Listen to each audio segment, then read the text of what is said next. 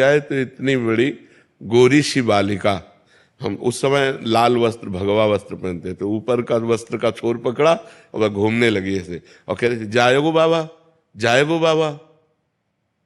तो नए नए हम आए थे तो ब्रजभाषा तो समझ में आए थे, कह रही थी जाएगो।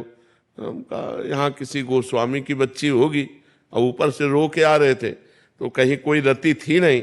हम कहा यहाँ किसी गोस्वामी की बच्ची होगी, खेल खेल में ऐसे पकड़ रहे। तुम कहा जा, हट जा बच्चा, हट जा बच्चा। बोले जाएगो बाबा।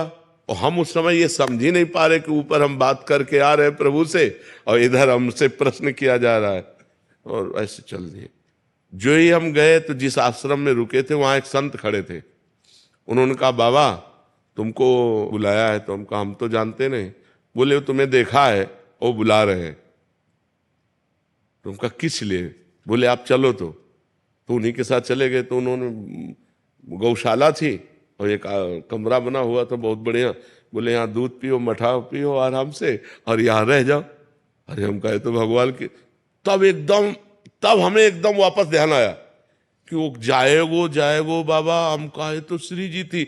भागे, वहां दौड़ के गए, आसपास पूछा, वहां कोई गोस्वामी पर कर नहीं रहता, वहां तो सब संत जन रहते।